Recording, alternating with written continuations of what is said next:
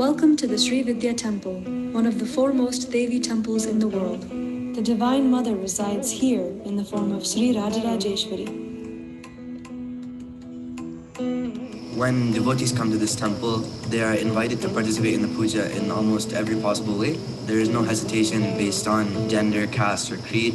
If that isn't enough, the devotees are encouraged to come inside the temple and interact with the deities by touching their feet. This isn't available at any other temples. All who come here are permitted to do Abhishekam with their own hands. And that is a unique feature which you will not find, I dare say, in any Hindu temple in any part of the world. And this temple, following the lineage of my Guru, is accessible to both men and women. The temple has always been about teaching and learning. It is often called the teaching temple. The mission of the temple is to propagate and explain Sanātana Dharma, Sri Vidya, and Siva Siddhanta. Young children, especially growing in this country, should be exposed to our glorious culture. I live in a part of the world in Rochester, New York, where I don't get much exposure to my culture. So every time I come to this temple, there's so much more that I learn about Sanātana Dharma, and there's so much exposure I get to it. This temple actually has so many youth volunteering on every festival. It actually reaches out to the public and educates them. Another source of inspiration for classes is the scientific and spiritual aspects of mantras and pujas. Almost all of our classes are now available online because one of the major objectives of SVTS learning is to reach people who are unable to come to the temple in person. The temple is also known for providing freshly cooked food twice a day, 365 days of the year, at no cost to the devotees.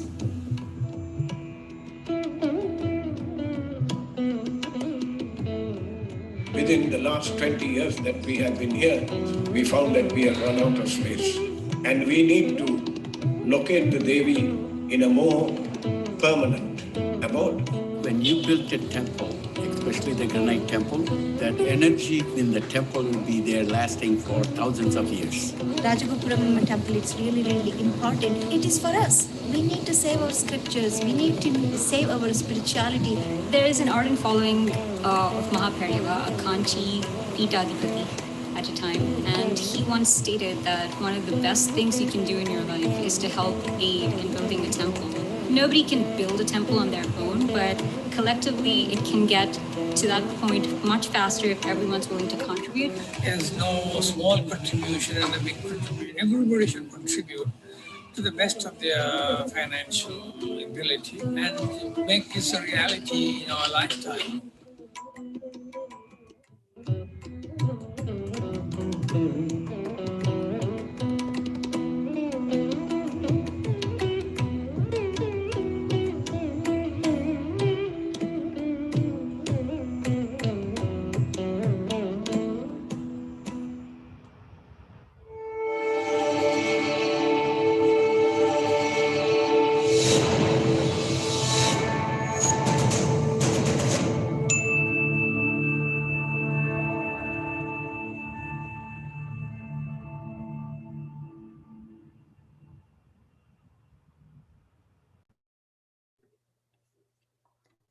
Shri Matre Namaha. Namaskaram, everyone. Welcome to the learning series called The Sacred Rites and Rituals of Sanātana Dharma. This learning series is a joint presentation of Sri Vidya Temple Society in Rochester, New York, and the Astanka Yoga Mandir in Sri Lanka. This 3-month weekly learning series will explore a variety of topics from Sanātana Dharma and will conclude each session with yoga. Just some housekeeping notices. We kindly ask everyone to keep all microphones and cameras turned off throughout the session. Please use the question form that we'll be posting in the chat to post any or share any questions that you have pertaining to the content discussed. We highly encourage everyone to also register if you haven't already done so that we'll be able to share any necessary materials with you. Before beginning, I'd like to introduce Sri Vyasa Kalyanasundaram Uncle, who is the son and disciple of Sri Chaitanyananda. He is a chief yoga therapist and instructor at Astanka Yoga Mandir, and he'll be introducing Aya. Greetings to all of you all, and good morning and good evening. It is indeed a great pleasure for us to be a part of this beautiful program, which is organized by the Sri Vidya Trust and also by Astanka Yoga Mandir. We always have a concern as we have exposed ourselves into different cultures and different traditions. There is always a concern that whether the so-called Sanātana Dharma culture methodologies or the Hindu Dharma methodologies, it can be the mantras, it can be the Ayurveda, it can be the yoga, whether these things have been a very successful model in the contribution for the development of the nation and an individual.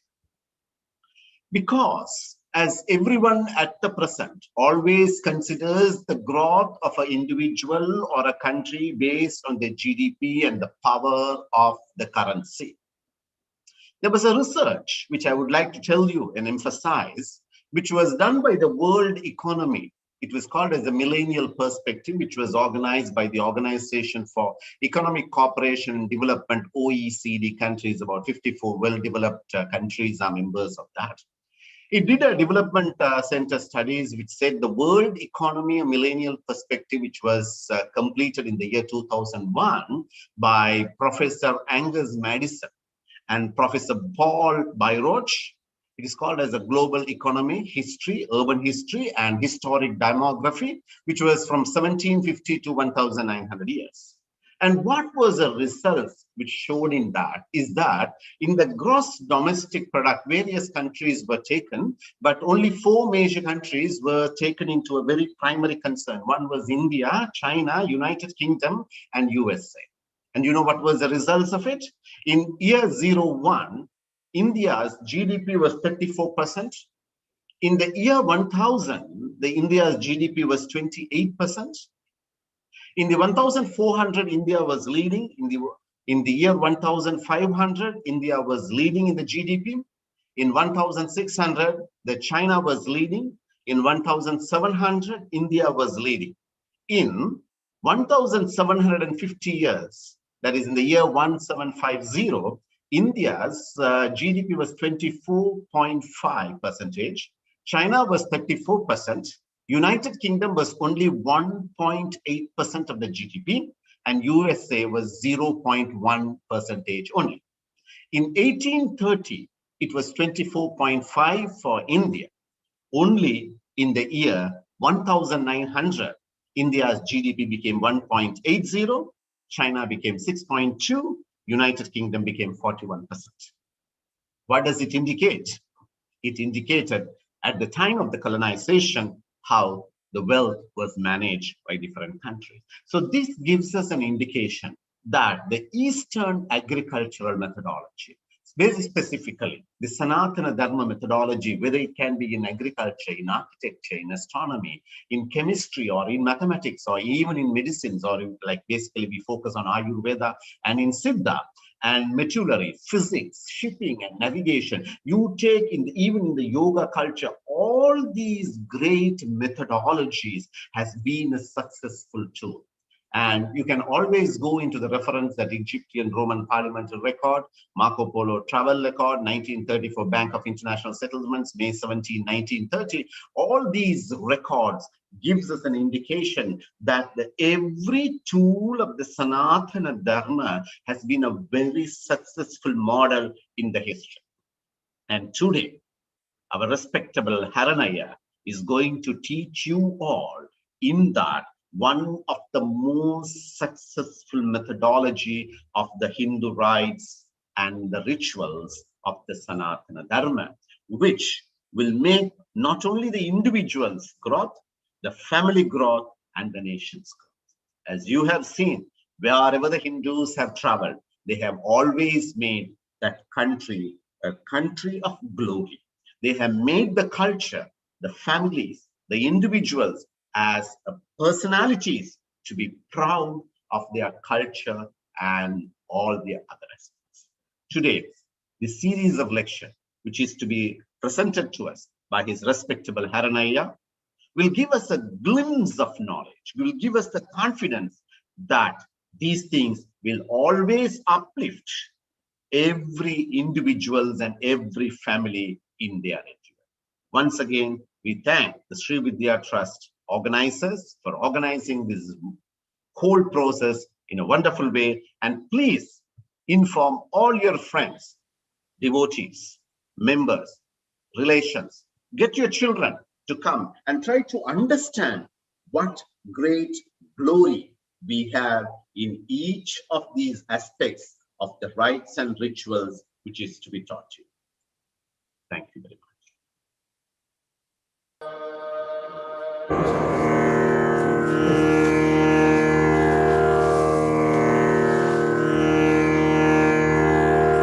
Sri Dakshinamurti Samarambam Shankaracharya Mathyamam Asvatacharya Paryandam Vande Guru Paramparam. My profound pranams to my esteemed Guruji, Srimati Annapurnamba Sameta, Sri Lasri Amritanandanada Saraswati. I pray to him that he sits on my heart lotus and speak through me.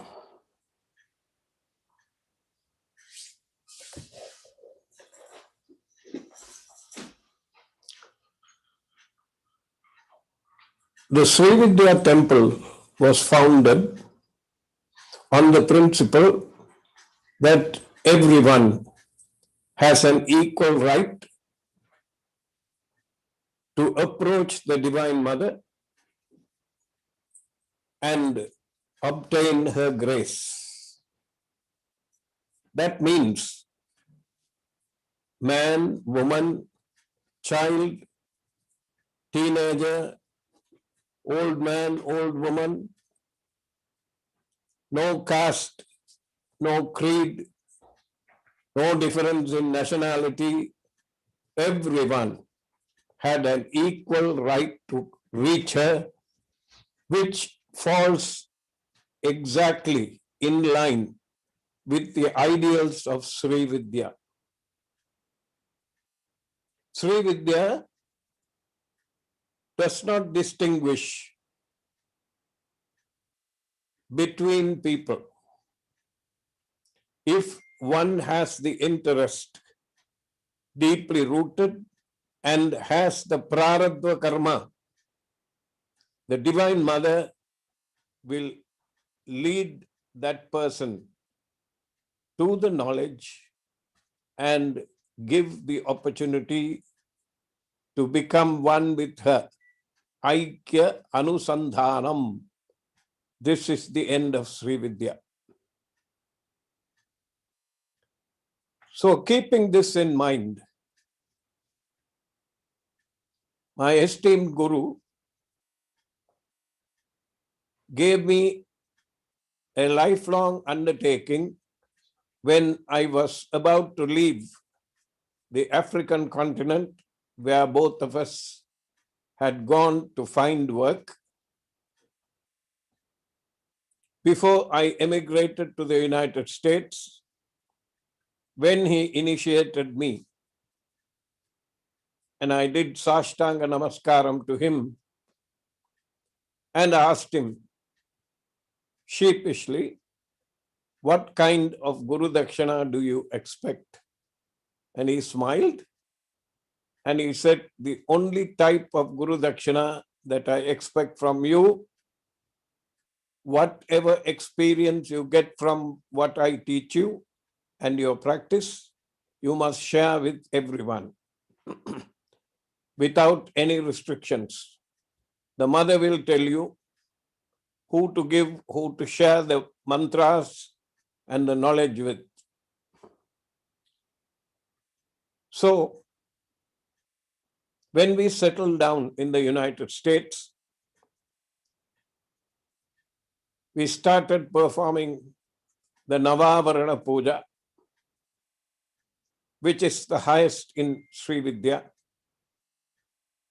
It is sometimes called a Navavarana Yajnam, Sri Yantra Puja, Sri Chakra Puja, many names. But I thought this would be too complicated for people who, from experience that I had in Sri Lanka, where I was born and grew up, the average Joe on the street, the average person in the village, my neighbors, everyone had very little knowledge of how to go about performing a simple ritual in the house with the family as the nucleus. They had no knowledge. And I had to look deeply into why this disparity was there. The grandparents taught the parents and the parents taught the children. And I noticed by looking at several generations that the knowledge, percentage of knowledge that was transmitted was becoming less and less. So that at one point the graph would reach zero.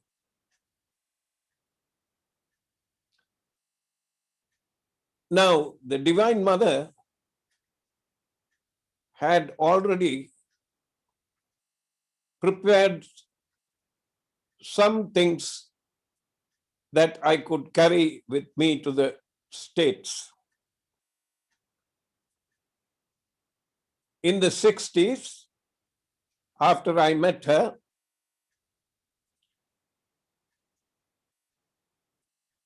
my senior disciple, the senior disciple of Mataji, Siva Chaitanyananda Mataji, was Sri Vyasa's mother, Srimati Selvanayaki Kalyana Sundaram. She is the one who first taught me how to do the basic puja. And collateral reading commenced from the 60s. And I found out the basic puja, patram, palam, pushpam, toyam. Palam, patram, pushpam, toyam. Palam meant fruits, fruit offerings. Patram, leaf offerings. Pushpam, flower offerings. Toyam, water. And you add namaskaram to it, it becomes Panja Puja. I started to read up on what materials would be required for a family. For a, let's say, a grade 5 child to understand and perform a rudimentary ritual in a household. Of course, in the areas where we were, where we grew up and where we lived and where we were educated, I noticed almost every household, a Sanātana Dharmic household, they would have a brass lamp. And sometimes there would be a bell and a conch. And looking at this and observing the priests perform pujas in temples, which became a very interesting subject for me, I started watching them performing pujas. And after I moved to the United States, we set about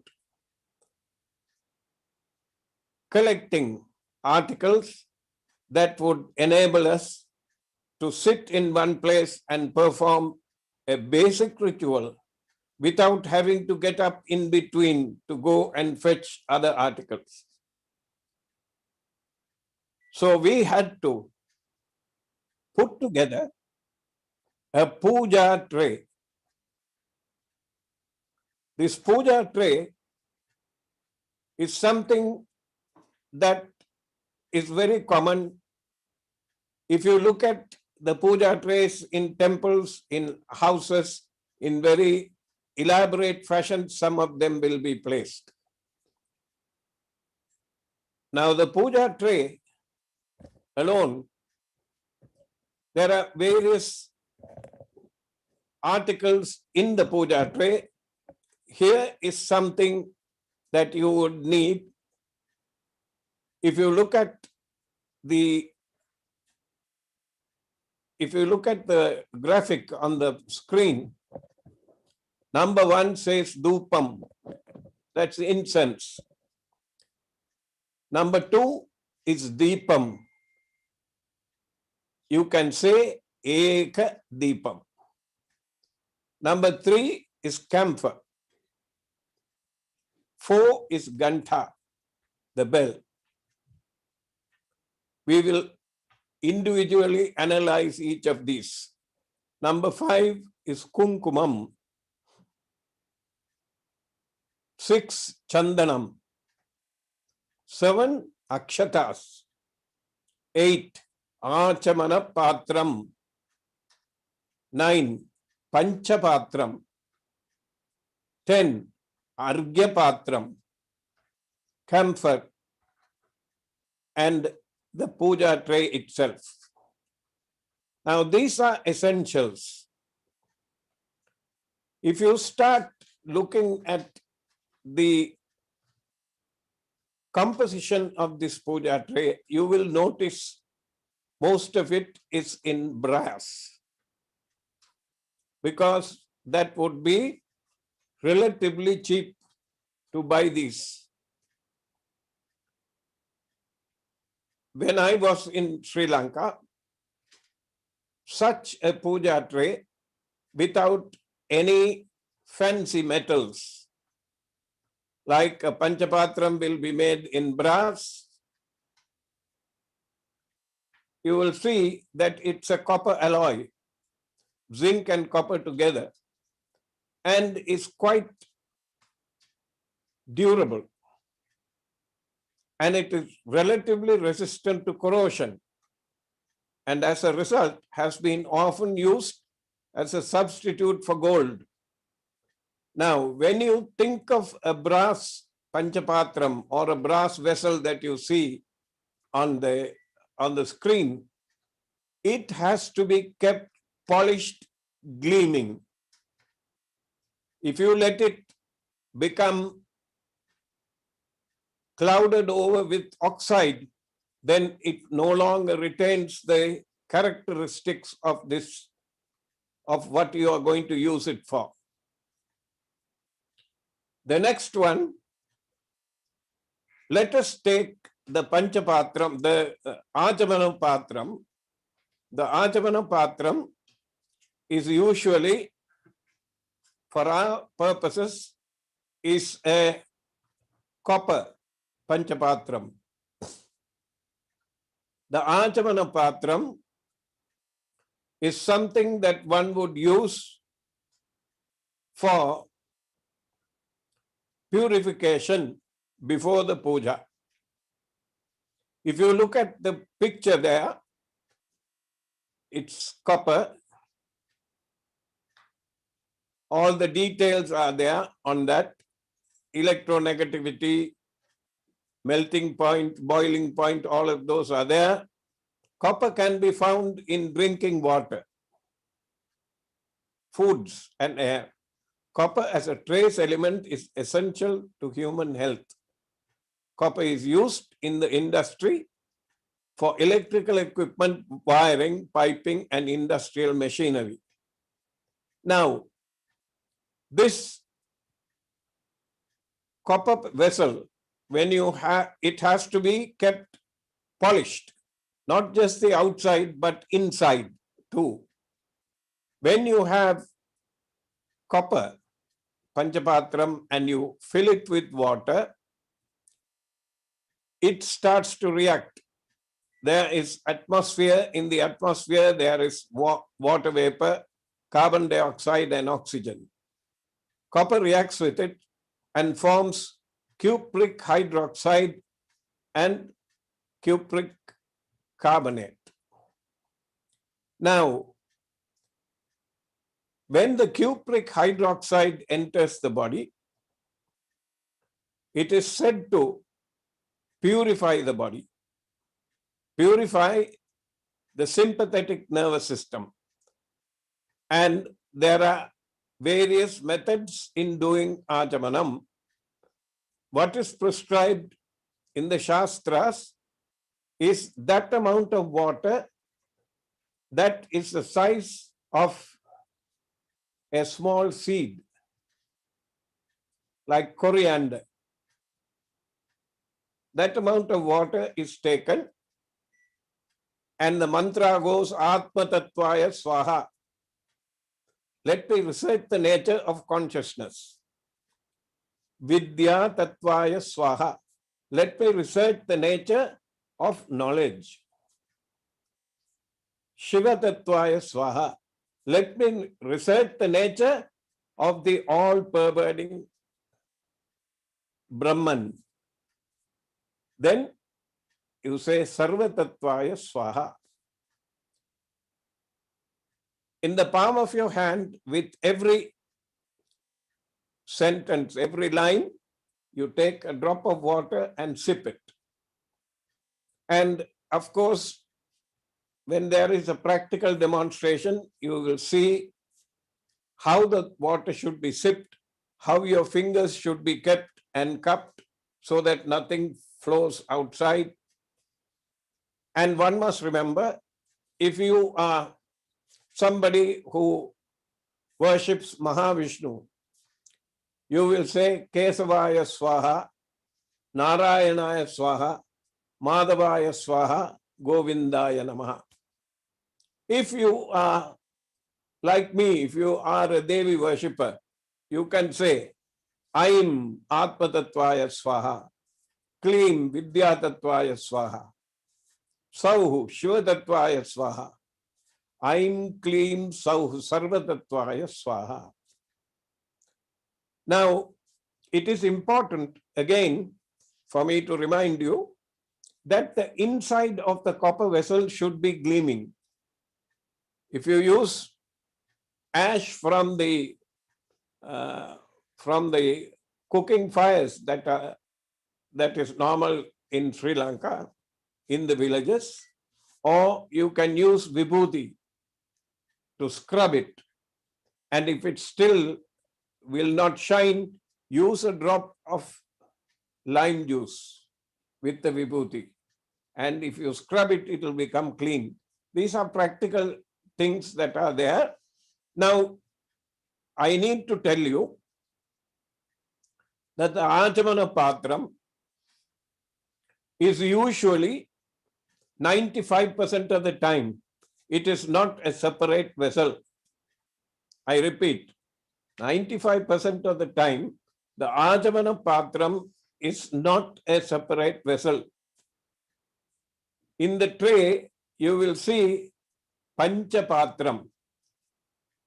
The Pancha patram is what you will be using for the puja. I have seen the priests take the water from the Pancha patram, do Acamanam, and use the same patram for the puja. Somehow, in our sampradayam, in our tradition, the Acamana patram made of copper, once it is used for Acamanam, it is kept aside. Only when during the commission of the puja, if you need to do Acamanam again, that patram is used. Otherwise, it is kept separately.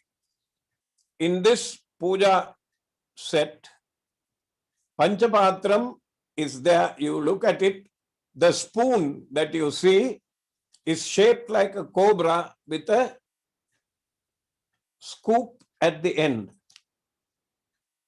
The cobra represents the Kundalini, and the stem of the spoon represents the backbone. Sirasa means head. Dand, the spelling is not right in there. Dand means a staff. And Kundam is that cup-like thing. And that represents exactly what is there on the spinal column. So with the Acamana Patram, after you go back to the puja vessels in the previous slide, please. We have the silver Panchapatram is what is used. Now, interestingly, silver is rarer and it is the best conductor of electromagnetic energy, which you are going to create when you do the puja. The silver Panchapatram is kept, and that is used in our sampradayam only for puja. Now you will see the Panchapatram, once the puja starts, we will start to use this. And the Panchapatram can be of gold, which of course is a noble metal and will not react with anything. Silver, copper. These are called the noble metals. And of late, platinum has become very popular and more expensive. And then brass. And one I have not included in this list of 4 is a earthen vessel that also can be used for puja.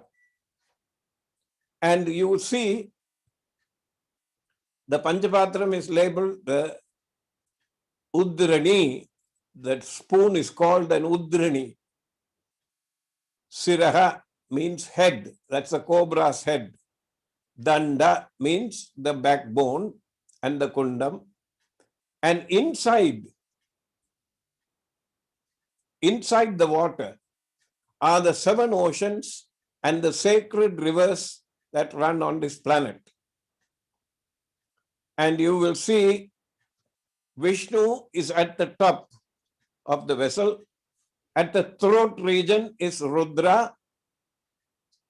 Base is Brahma. In between Vishnu and Brahma are the 51 sacred letters of the Sanskrit language. We will be returning to this later. The others are there. If you can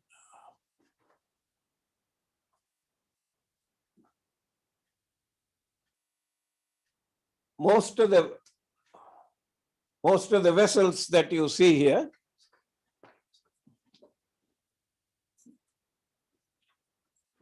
this is the Panchapatram, this is the Acamana Patram. So what we will do, Acamanam has been done, so we will remove it and place it elsewhere. And here is the silver Panchapatram. It does not mean that every one of you have to go out and buy a silver Panchapatram. You can buy a brass vessel, but please remember it must be kept absolutely sparkling clean. Scrub it on the inside.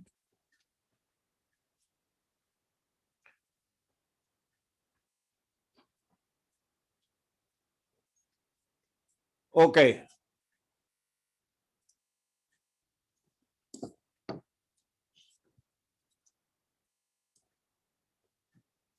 Somehow it is not clear.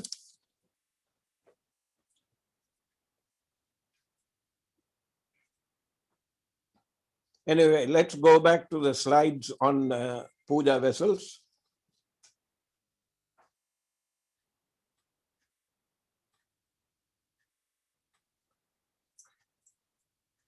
Okay, go to the next one, please. Now gold, here. Gold has been actively used to cure rheumatoid arthritis. It is considered a good conductor, and since it does not corrode, it is used in microchips and speaker wires. Now, something else. If you notice, the tradition in India has been from the beginning, earrings, Manikundala Yugalam, that's what the Devi wears, the place where you pierce the ear, and Vali Yugalam, that means the present, in the present days, there will be more than just one or two piercings. It will be going all the way. If you think that this is modern, it is 5,000 years old. And each one of those places, there are important, very important nerve endings, and the gold, as you go about doing your day-to-day activities, with the slight sweat that seeps up through the pores, it will start to react with it. Very small quantities, trace quantities will be absorbed into the system. So the rishis knew exactly what they were doing. Now, what is pictured as Gantha, bell, that bell is a silver bell. And silver has a peculiar ring. What they will normally use, what is normally used is a bell metal, bell. Let's say alloy, and it has a ring. Usually, these bells are manufactured in Belgium. Then the next one is an Akshata patram, Akshata, rice infused with turmeric. Now, turmeric, you know, is the oldest antiseptic known to humans.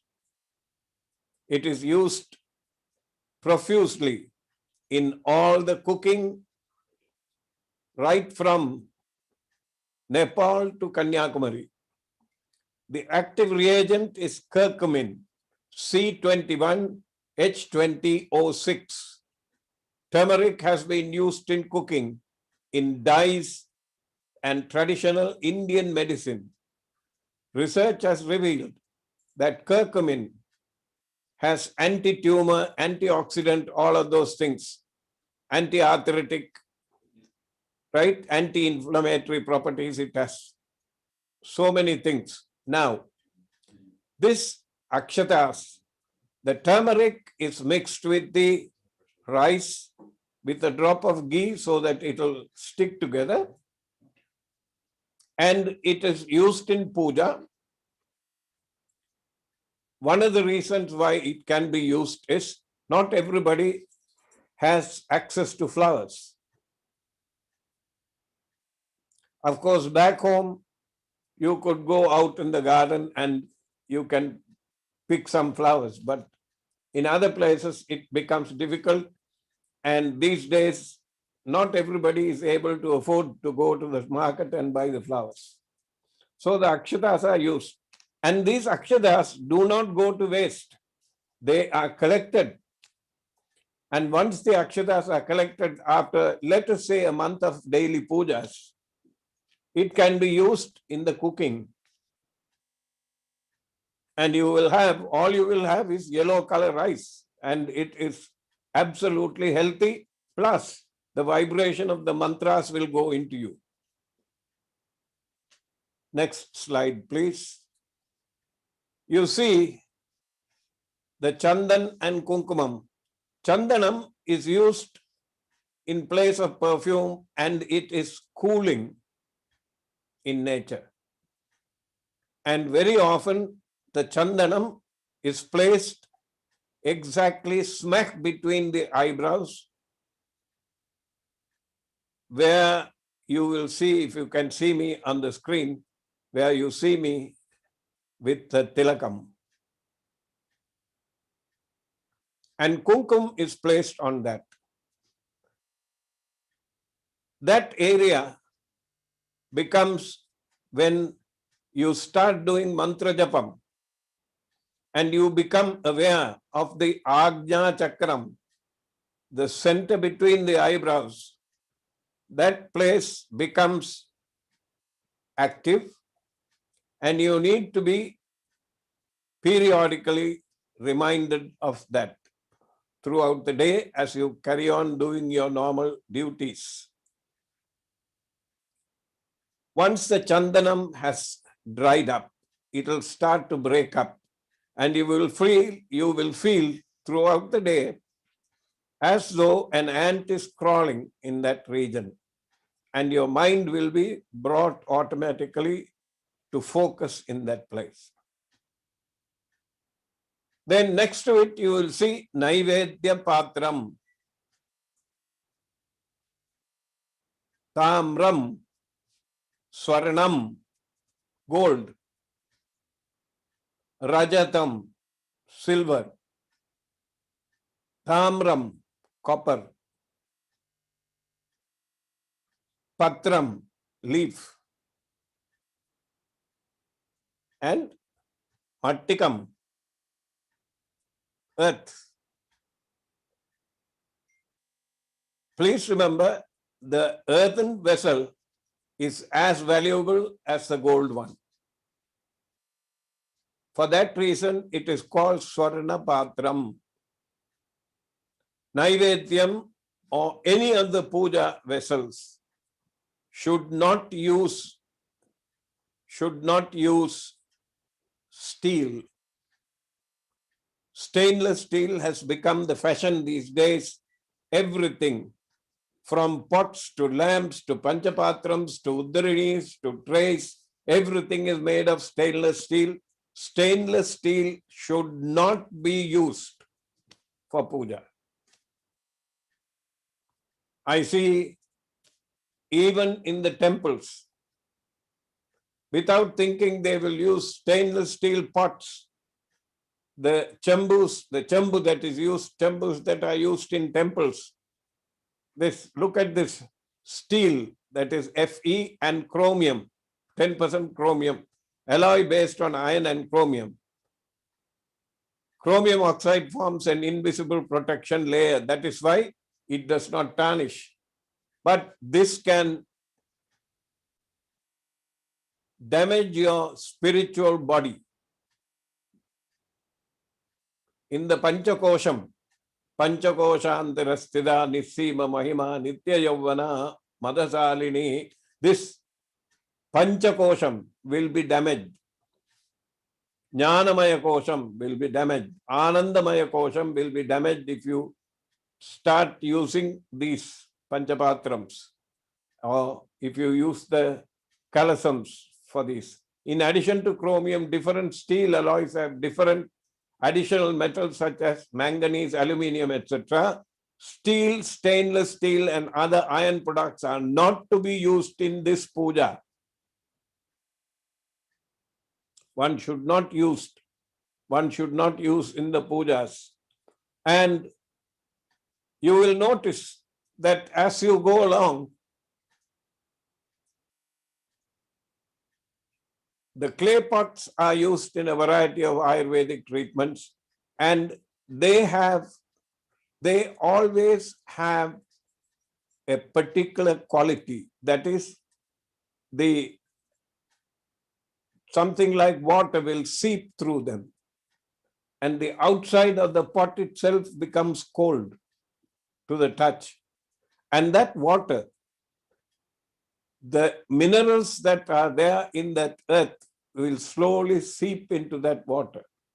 It is a very useful and a very simple pot or vessel for you to use. So if you go and look at a potter who's on the street, you can pick whatever vessels that you want, either for puja or for cooking.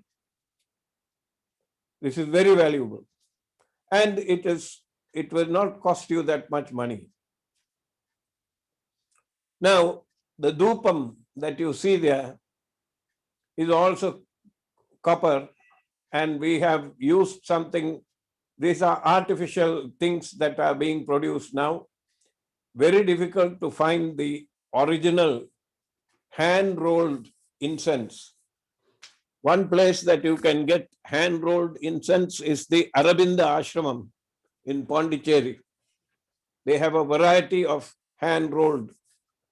And those days, in Sri Satya Sai Baba's place in Puttaparthi, we were able to buy these hand-rolled battis.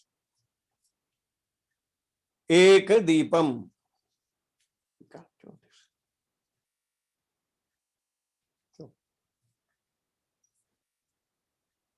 If you look at the puja set that I have in front of my table, the table in front of me,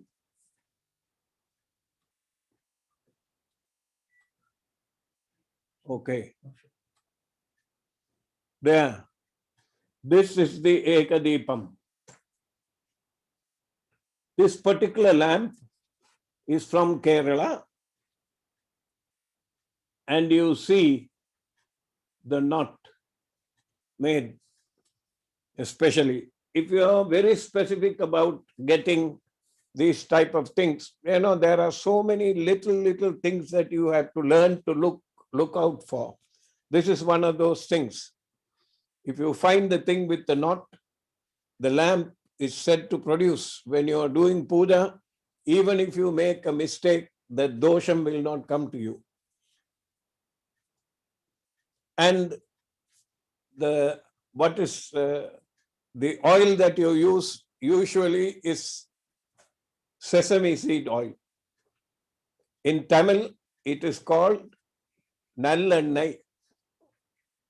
But the actual word for oil in Tamil came from elnei. Elnei became ennai. So you can use sesame seed oil. Of course, the preferred one is ghee, pure cow's ghee. And these days, even that is becoming polluted. They mix other things with it. The best place to buy ghee is if you go to the closest Hare Krishna temple, you can buy the best ghee that is there. If you are serious about your puja, you will not just pick up coconut oil or cooking oil and use it. Cooking oil is the worst. You should not use it. Because if you do not know what the ingredients are, very often there will be some contamination in it. If they say sunflower oil is available, you can use sunflower oil. But that will be discussed later on as we go along with this journey of ours. You will find various other things. This vessel is called Argya Patram. This Argya Patram, the duty of it is, if you have a picture in front of you, let us say, of Ganapati, and you have to offer water, you cannot offer the water on the picture. So you will use this vessel. Padayohu padyam samarpayami, I wash your feet. You will offer that into that. And you will notice in this particular set, the incense holder, dhupam, is brass. Now, can you go back to the set, to the puja, the slides on puja vessels? Okay. On one side, you see Karpura Arati. Karpura Harati, camphor holder. That camphor holder is that shape because it reminds you of Tiruvannamalai and the beacon on top of it.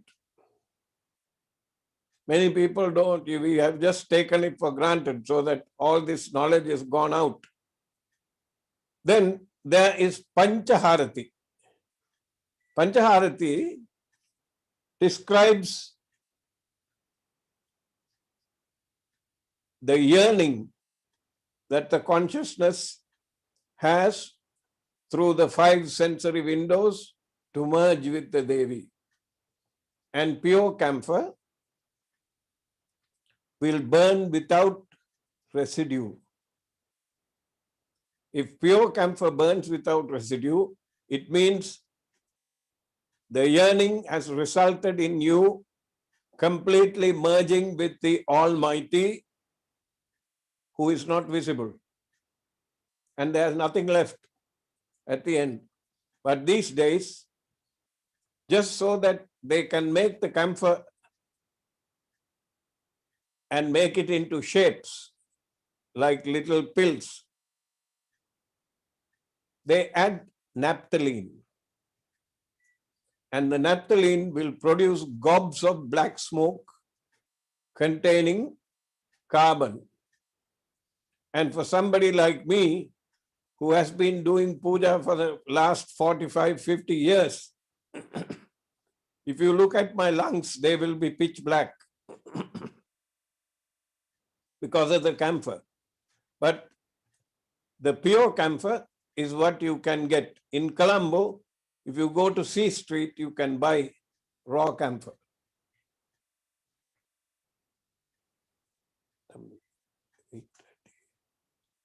I think I will stop at this point. Can we go to the first slide saying puja? What is puja? I'll complete that and then open the place up for questions. The first slide where it says puja. What is puja? Next one, please. There you go. Ritual worship, especially of the deity. Arati, these are components. Arati, worship with lamps, camphor, etc. Darshan, audience of a deity or holy person. Prasadam, offering sacred food. Pravachanam, talk or lecture on scriptures. Yajnam, ritual sacrifice by individual. Homam, sacred fire ceremony. Japam, meditation, internal practices of worship. Pradakshanam, circumambulation. Seva, active service to the temple, ashramam, a deity, holy people, or holy abode of somebody. If you go and wash your clothes of the guru and clean his house and milk his cow and do all those things, that is seva too. Sadhana, upasana, self-imposed discipline, effort. Tapas, austerity or penance. Now, we will be going through each one of these things as we go on our journey of puja. We will start on that next week. Next week, I shall cover the types of puja and go on to do Pancha Upacharam, Shodas Upacharam, and Sadhishashti Upachara pujas. 5 services, 16 services, or 64 services. Now, I think we will open it up for questions. Okay, yeah. So we have a few questions. Hopefully I'm audible. First question here is, what practices, rituals are done as a community during natural disasters, plagues, and pandemics? What? What practices or rituals are done as a community during natural disasters, plagues, and pandemics? In the olden days, they would propitiate a deity, mostly a village deity, with pouring of milk, curds, and other cooling articles of worship to bring the heat down. Now, during an epidemic or a natural disaster of a very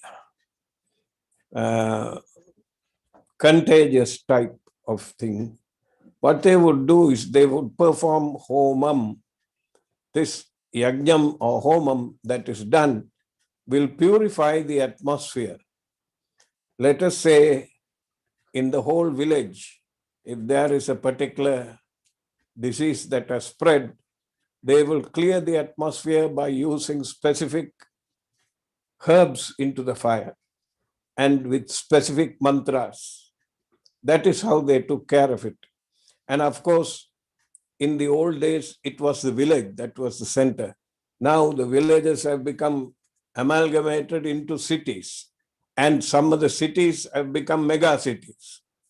So you will have to make sure that the worship, similar worship goes on in several places in the city. Now, a few years ago, the Indian Institute of Sciences went to Kerala for a particular type of fire ritual, and the preparation alone took nearly 2 weeks, and they produced with blocks with bricks, the shape of a bird was formed. And they were there, the scientists were there with all their electronic and other sensitive instruments, and they measured the magnetic field above the temple where this was going on. First day, at the end of the first day, they measured it again. They found that the field had become expanded to about half a mile from the temple. By the time the 6 days were over, they couldn't measure it. It was so big. So there have been examples of this, and slowly now the young ones are beginning to show interest in how to measure these. So that is how they took care of diseases and other infections. Yeah, this question is, you mentioned the different metals used for the Panchapatram. Some people say that silver is related to female because it is moon, and gold with sun. So is there an idea that based on your gender you should use silver or gold? And a related question is, should you also pick a metal based on your nakshatram, for instance? If you are going to do those things, you should be in a position to be able to perceive the very subtle vibrations that these metals create. And my understanding was that Jupiter is connected with gold. Venus is connected with silver. Mars is connected with copper. Saturn is connected with iron or steel. So, and then of course, if you use brass, copper and zinc together, that produces an entirely different set of things, and you have to be practical in these things. Let us say you have a gold Panchapatram and you are doing the puja. Now your mind is going to be occupied after you have finished the puja, how to protect this thing. It should be, these days, none of these things are going to be practical, especially when you're starting it. First, when you start the thing and japam becomes meditation and meditation becomes samadhi, then you start to pick and choose between things. Brass is good enough, and better than brass is bronze, where they would add other metals like stenine and then produce the thing. So there's no need to pick Panchapatram depending on your nakshatram or looking at your horoscope. Another question here is, what is special about sesame oil and ghee that we use it in lamps? When the ghee burns, if you stay there for some time, the coating, the vaporized ghee, when you smell it, it goes into your lungs and coats. And if there are impurities in there, it will couple with it and bring it out as phlegm. Sesame oil also has the same function. Castor oil is another oil you can use. Almond oil is another oil that you can use for a lamp.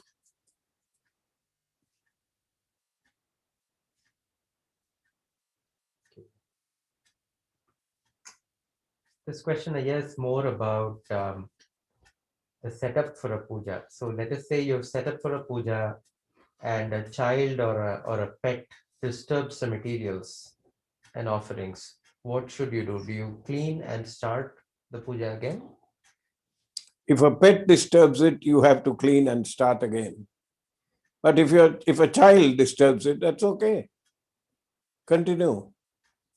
If the child has knocked the Panchapatram down and the water has leaked out, fill it again and start. Then the water from the Panchapatramaya, after completing the puja, is that to be consumed or should it be used in while showering? Like, what do you do with the? You can do both, or you can add it to the rice and cook. Yeah. But when you make sure that the Panchapatram is not used as a cup to drink it from. You have to pour it into another vessel. The Panchapatram should not touch anywhere near, it should not come anywhere near your lips. Related question again. What is the reason to have a separate Achamana Patram from Panchapatram in our tradition? In our tradition, the Achamana Patram is that because many people I have seen, when I tell them to sip the water, Atma Tattva Swaha, they will lick the palm. And they won't get up and go and wash their hands and come back again. So, Atma Tattva Swaha, Shiva Tattva Swaha, Vidya Tattva Swaha, they are licked nicely and the palm is now full of saliva. You cannot, rightfully, you cannot offer anything to the Almighty with hands, that you have licked. You have to wash the hands. Yeah, we are at 8:40 now, so we'll wrap up for today. Okay. And we can continue next time. Right. So next time, like you already mentioned, we'll talk more about puja. Right. And thank you very much. Next time we talk about the lamp. The lamps also. Yeah. Thank you. We'll hand it back to Vyasa. Vyasa and Ashtanga Yoga Mandir.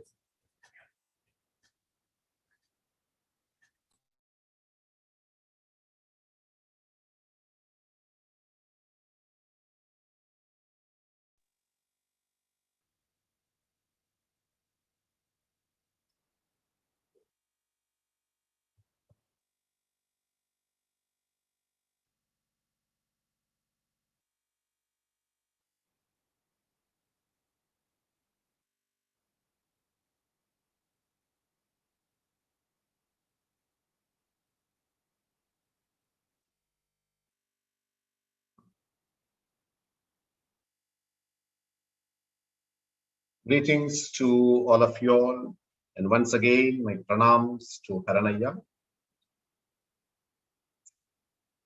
As a continuation of this program, we'll be having 10 to 15 minutes of regular yoga sessions. And the basic idea is to, as most of you will be having a good knowledge of yoga. Basically, you will see in the practice of yoga, what we try to do is to increase the alignment of the body. There are various reasons why an individual has to practice yoga. But you will see that every practice of yoga is to increase the balance of yourself. And that balance can be well seen in your body structure, which in yoga, we call it as the yogic health assessment. So you will have to ensure that when we do all these rituals, the way you sit, the way how you do, all these things, what it does, it enhances and enriches the alignment of an individual. When you go into the chanting of mantra, what happens is that the inner vibration of an individual is, once a person does yoga, and then when a person does the mantras, what happens? Mantra seals and enriches it. That is, basically the energy dissipation does not take place. So here in today's session, we'll introduce to you one important technique which is based on Dharmology. That is, you will see that when we are doing the breathing and all, we generally have about 1,500 to 2,000 cubic level of breath. But sometimes you will know the capacity of the body is around 3,000 to 4,000 cubic levels of breath can be taken. So how do we do that? Is by activating certain points in the facial region, very specifically in the nasal region. When you are able to activate it, you will see that the more breathing takes place. So today we will start doing the practice. So what you will do is first sit comfortably wherever you are, whether if you're seated on a chair, be seated on a chair, be just comfortable, and just observe your breath. Keep your eyes closed. So if you are seated on the floor, you can bring your palms in Chin Mudra and keep it over the knee region. And just observe your breath first. I will do the timing for you all. You will just do the breath counting. So we kindly request all of you, you can come into the video on mode so that it becomes easier for me in case if anyone's sitting positions or if anything has to be corrected, we'll be happy to do that correction. So sit comfortably.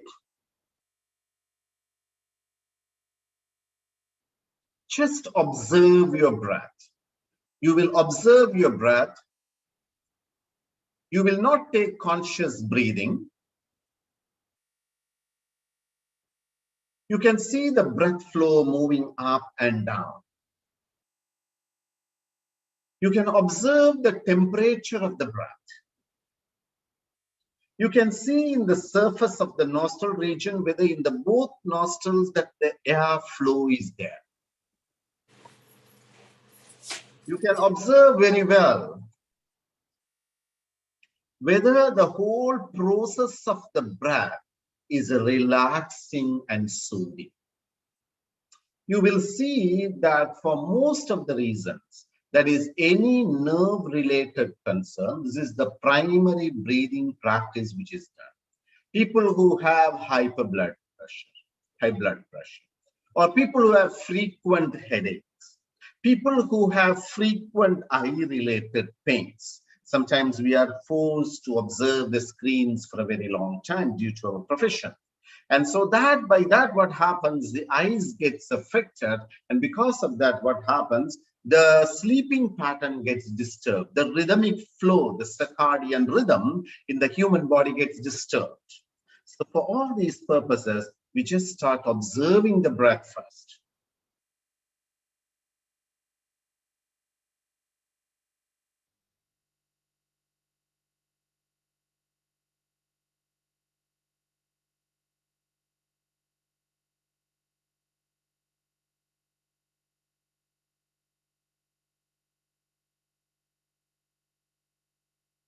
Just observe the breath. And now we will do the counting of the breath. So when I tell you to start, you will start. So the breath goes up and the breath comes down naturally is one count like that in a minute. Just see how many times your breathing is. So don't take conscious breathing. Just observe your breath. The breath naturally goes up, naturally comes down. Start.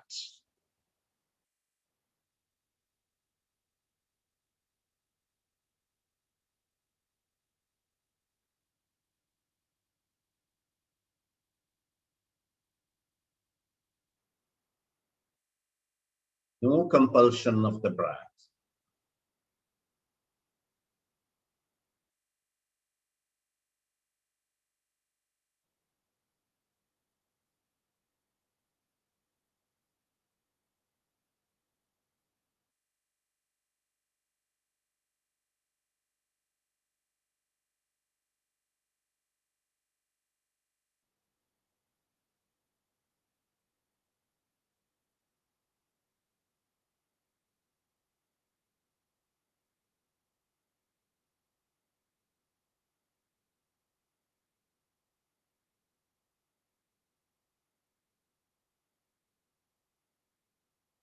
Stop the movement.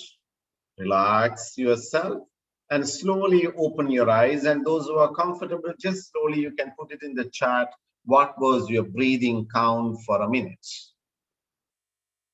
And then we will do a small intervention of a breathing practice. And then we will have an idea whether there has been any changes and how it should be.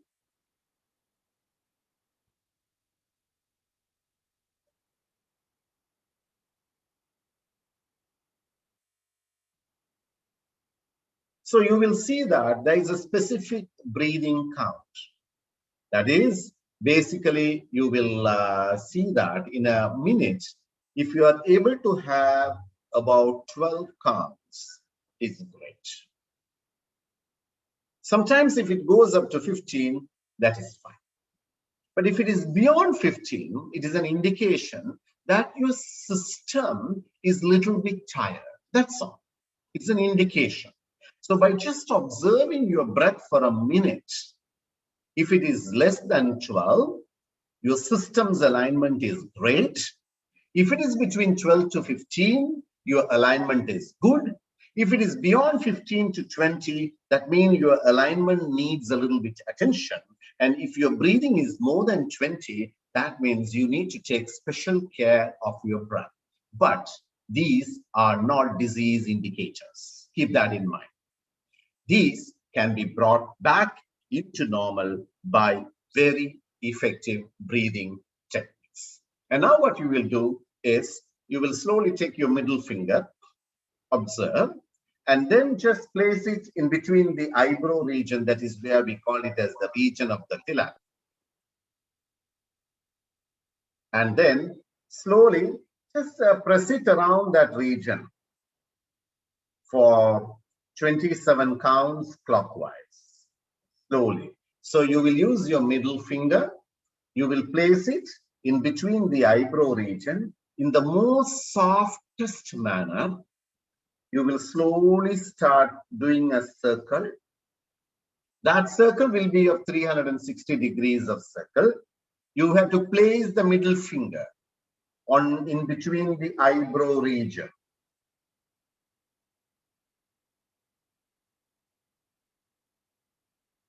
5, 6, 7, 8, 9, 10, 11. You need to do the rotation. 12, 13, 14, 15, 16, 17, 18, 19, 20, 21, 22, 23, 24, 25, 26, 27.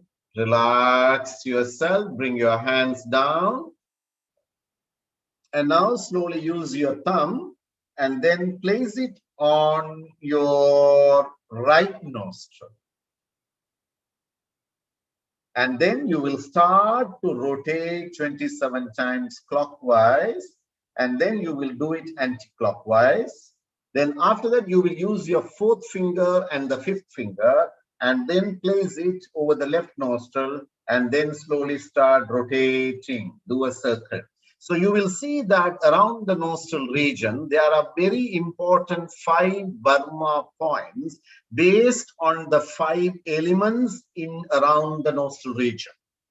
So we'll start the practice first. Thumb, place it very gently on your right nostril and slowly start to give a gentle pressure and slowly start rotating it. 1, 2, 3, 4, very gently. 5, 6, 7, 8, 9, 10, 11, 12, 13, 14, 15, 16, 17, 18, 19, 20, 21, 22, 23, 24, 25, 26, 27. And now slowly take your, both your, that is the fifth finger and the fourth finger, and place it, and then slowly start doing the activation on the left nostril. Slowly. Slowly.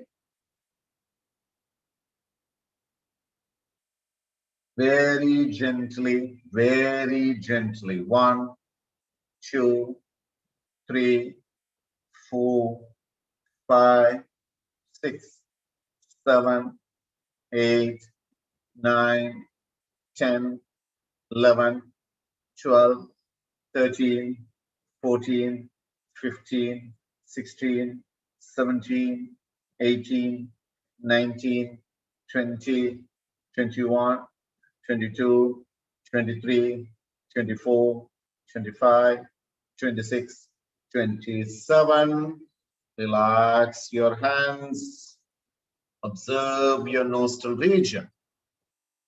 When you observe your nostril region, you will feel the more breath you are able to inhale naturally. Your process of the body's absorption of the breath becomes increased naturally. So there are 5 such techniques which in each sessions on Saturday, on Sri Lanka time on Saturday, and on USA Europe time on Friday evening, we'll explain to you each of the techniques as an intervention, which you can do it and prepare yourself. And now what you will do is, once you are able to feel that the breath flow is more, you will slowly take your right palm, keep it over the chest, left palm over the navel region. So you can see how the demonstrator, Ms. Amal, is doing. So you can place your, if you are seated, right hand up, left hand palm over the navel region. Your elbows are relaxed. This you can even do while lying down, or if you're seated, you can do it in the seated position and consciously start taking the breathing. Breathe in and breathe out. Breathe in.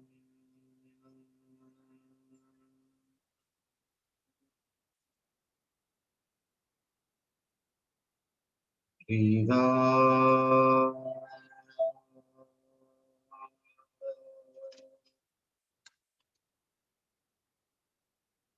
Breathe in.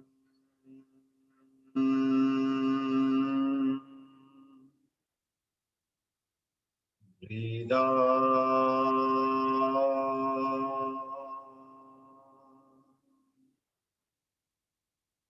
Breathe in.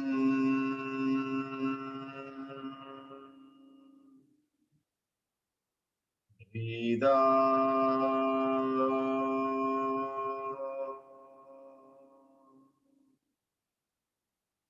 Breathe in.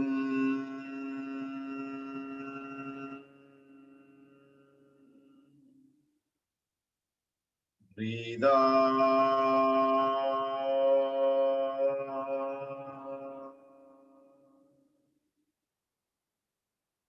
Breathe in.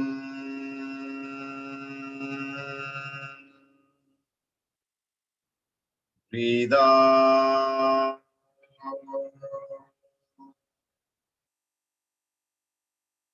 Breathe in.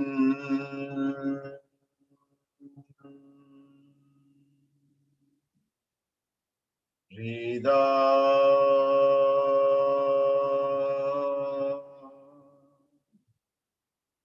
Breathe in.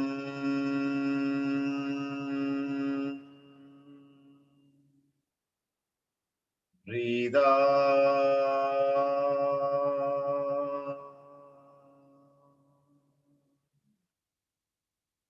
Breathe in.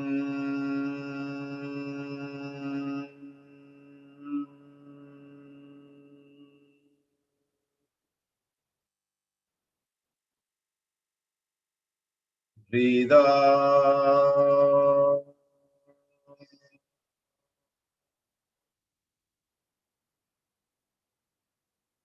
Breathe in. Breathe out.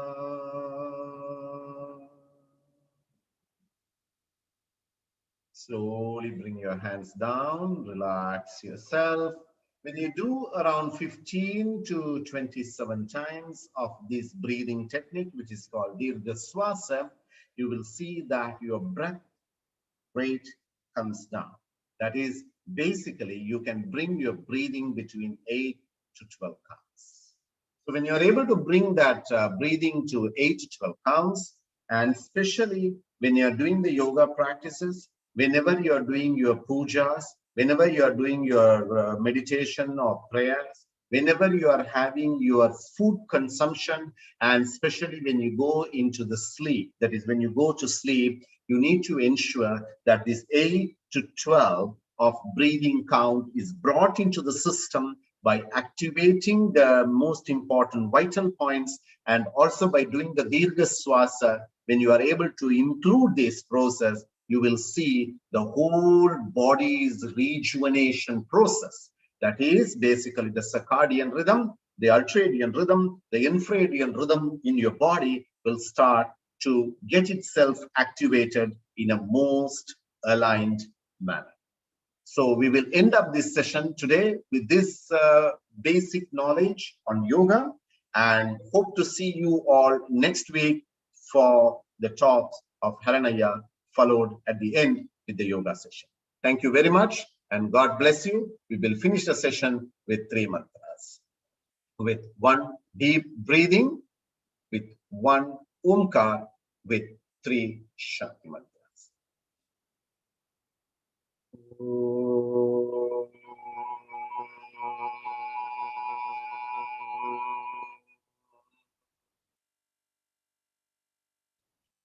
Shanti, Shanti, Shanti.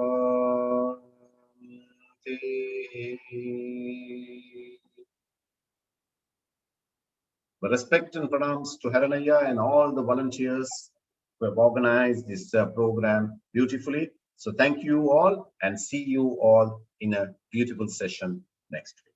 Thank you.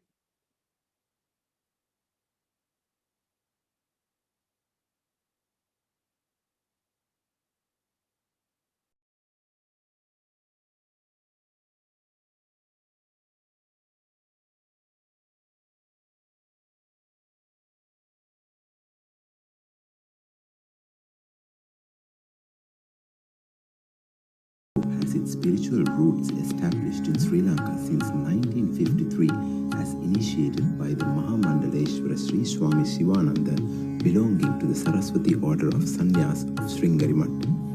Second in the lineage is the Sri Swami Sivananda Sachintananda Saraswati, popularly known as Mataji, who is a direct disciple ordained by Swami Sivananda. Reverend Mataji started Shivananda Tapovanam at Uppaveli, Trincomalee in 1953 at the inspiration and instruction of her guru with her ancestral wealth. Third in the lineage is Tirumati Selvam Kalyanasudaram Amma, who is a disciple of Mataji and a blessed soul from multiple eminent spiritual personalities, including Sri Swami Sivananda and Kolambuthurai Yohar Swamigal. She was a spiritual writer, poet, teacher of Tirumantram, and by profession she was a barrister in law. In the year 1988, she and Mr. R. Kalyansundaram re-established the Tirumantram Sangam and founded the Patanjali Yoga Mandir for all yoga-related activities. In the year 2002, Tirumantram Sangam and the Patanjali Yoga Mandir were merged and named as Astanka Yoga Mandir, and all activities are being carried out by a dedicated team of volunteers.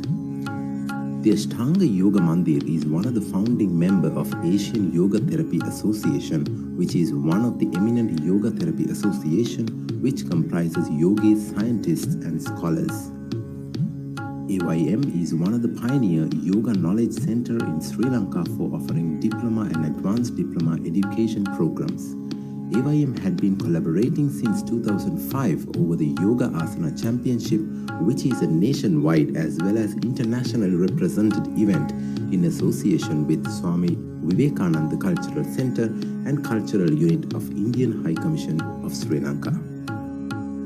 In 2019, the event was held in Colombo with the participation of yoga institutions across the country, and in 2020, the event was held online with international participation. AYM works very closely with government bodies and private sectors in offering various stress management yoga sessions. AYM offers yoga and health programs to different age groups and kids with special needs.